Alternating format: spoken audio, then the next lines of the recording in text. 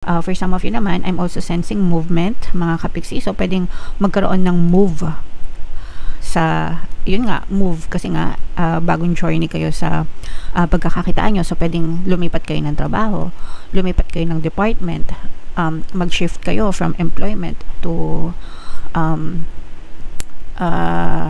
freelancers, yung mga ganon, guys. Pero definitely there's going to be some kind of move na mamamanifest nyo pagdating sa source of income nyo, mga kapiksi.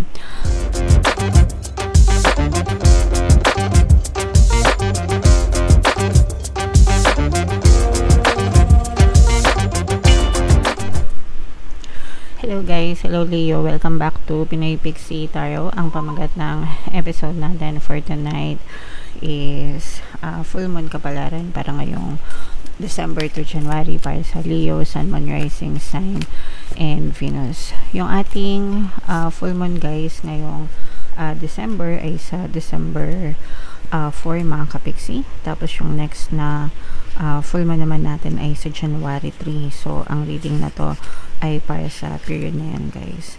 And ang pamagat ng ating full moon ay cold moon, isa din siyang super moon, mga kapiksi.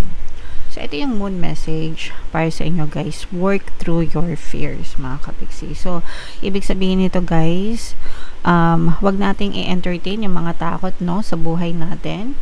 Yung palagi kong sinasabi sa inyo, favorite na favorite ko yon guys, kapag napag-uusapan natin yung usapang fears.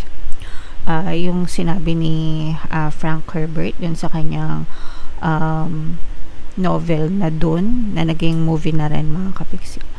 So meron dong line, I must not fear, fear is the mind killer, it's a little death that brings obliteration. So ibig sabihin, wag tayong matakot, no? Face your fears, mga kapiksi. Yung mga takot natin, yun yung pumapatay sa buhay natin, sa mga pangarap natin sa buhay, guys, no? Kumbaga hindi nyo pa nasusubukan, pinatay nyo na agad yung pangarap nyo kasi natatakot kayo, diba? So yun yung ibig sabihin nun. So kung gusto nyo magtagumpay, sumakses sa buhay nyo, harapin nyo yung takot nyo or alisin nyo yung takot nyo, mga kapiksi. Okay? Alright, additional meaning nitong card na to guys, time to let go of a grudge you're holding. Kung meron kayong mga negative emotions guys, yung mga galit, anger, hatred, resentment, yung mga grudges, i-let go nyo na yan, lalo na ngayon guys, no, papasok na yung 2026. So lahat ng kailangan nyong kalimutan sa 2025, sa past nyo even, kasi yung iba maaaring hindi lang ngayong 2025, probably few years back pa, 2024, 2023, hindi na naka-move on dahil sa galit, no? So sinasayang nyo lang yung buhay nyo, mga kapiksi. Yeah, so alisin nyo na yung mga galit na yun, okay? Move on from jealousy, stop being obsessive. Naku, wag kayong ma-obsess guys sa isang tao, bagay, sitwasyon. Hayaan nyo silang ma-obsess sa inyo guys, no? Alam nyo yan, you have to embody that queen energy, that king energy, that you should be, mga kapiksi. And yeah, so baka nagiging paranoid na kayo masyado sa isang tao, bagay, or sitwasyon, mga kapiksi. So you have to end it guys. Alright, okay, so yan ang moon message for you, mga kapiksi. Comment down below if naka-resonate kayo dyan. So hanapin natin yung energy ng Leo at saka yung energy ng moon. Habang sinashuffle ko to guys, panoorin nyo muna yung video natin regarding sa ating paano mag-manifest ng abundance video course. Kapiksi, sawa ka na ba sa mga struggles at hirap sa buhay mo? Masipag ka ba at masikap sa buhay ngunit hindi ka pa rin umaasenso? Ilang beses ka na bang nag-attempt mag-negosyo at mag-invest pero palagi ka pa rin nalulugi? Sa pagkakataon na ito ay maaaring may subconscious beliefs ka na nagiging balakid sa iyong pag-unlad at pagyaman. Introducing, paano mag-manifest ng abundance video course. Dito ay matututunan mong ma-overcome ang mga balakid mo para tuluyan ka ng umunlad, umasenso, sumagana, maging matagumpay, successful at maswerte sa iyong kabuhayan, pera, trabaho, negosyo, salapi at kaperahan ng bonggang-bongga. Dali, mag-send na ng email sa pinoypixie@gmail.com at simulan na ang iyong pagyaman ngayon.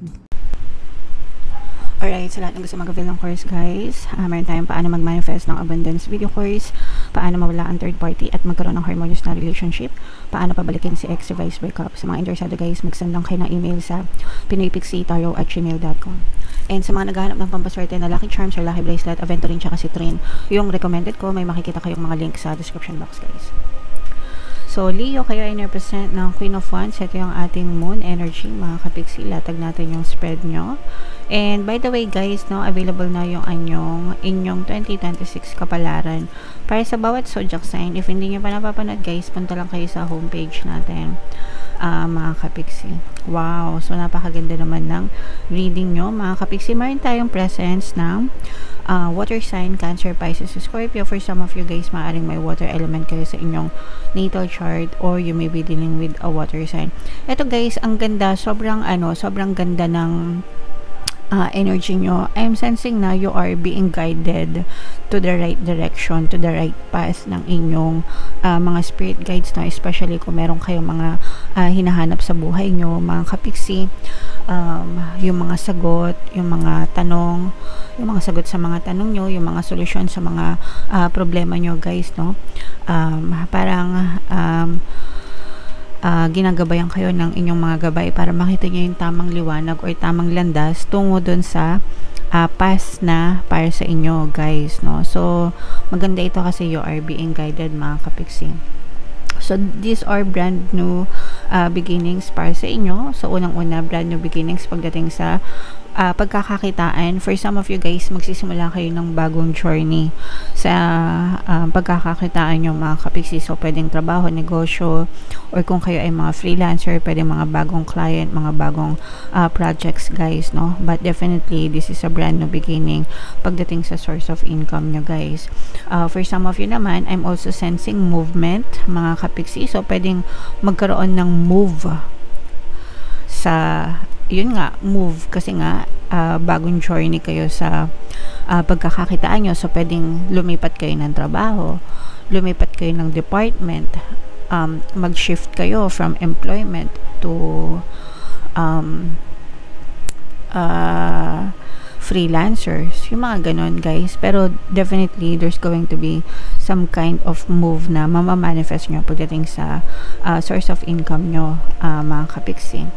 Makapag-manifesting kayo ng travel, mga kapixie, no? For some of you, there's gonna be travel ngayong season na to guys. So pwedeng bahagi yan ng holiday season, diba? Kasi pagka holiday, marami talagang nagta-travel, bakasyon with family, mga kapixie.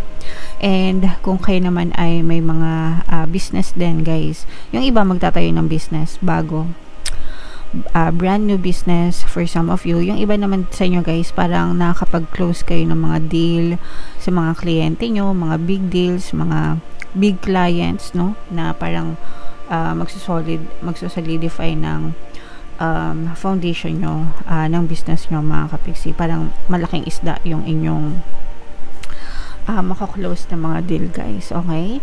So maganda yung energy both sa mga empleyado at saka sa mga freelancers, negosyante. So i-mind-mind nyo na yung magandang energy pagdating sa kaperahan, mga kapixie. Ito naman guys, medyo may pagka nega na positive. Kasi yung iba sa inyo, may mga away, may mga conflict kayo sa ibang tao, may mga trust issues, especially pagdating sa pera. Pero mariresolve nyo yung mga issue na to, lalo na kung ito yung mga away pamilya or away magkakapatid. Kunwari nagtatampo ka sa kapatid mo or nagtatampo siya sa'yo dahil sa utang na matagal na hindi nabayaran, or kung ano pang klaseng issues na meron kayo. Pero maaaring magkaroon ng reconciliation dito guys, maaaring mabigyan ng chance para magkabatik kayo. Syempre guys, kailangan alagaan natin yung relationship natin, especially sa pamilya, no? Magkakadugo, kaya dapat nagtutulungan, mga kapixie, okay? So yun yung nakikita natin. And ito naman guys, nakikita natin na magiging very busy, magiging abala kayo sa pag-handle ng inyong finances, lalo na sa mga negosyante guys, kasi yung mga may business, parang ang dami yung order, mga kapixie. So parang kinukulo, minsan parang beyond business hours na, lalo na sa mga online, kasi 'di ba pag online, walang oras. Parang feeling ng mga customer, kahit gabi pwede sila mag-order. So, yeah, and yung iba sa inyo ganon, guys, no? So, medyo busy talaga kayo, mga kapiksi. Kaya, this is a blessing, mga kapiksi. Kapag busy kayo, dahil sa dami ng order, dahil sa pag-aasikaso ng negosyo, ibig sabihin, blessed kayo kasi marami kayong customer, guys. Okay? Alright, so i-mind nyo na yan sa comment section, mga kapiksi, itong mga reconciliation na to, itong mga brand new beginnings, itong mga movement sa paggalaw sa kabuhayan, kaperahan, travel, yan, i-mind nyo na sa comment section, mga kapiksi. Ito yung ating 2026 kapalaran, guys. Ito naman yung ating success stories ng paano mag-manifest ng abundance video course. Thank you for liking, sharing, and subscribing. See you next time. I love you all. Have a nice day. Bye-bye.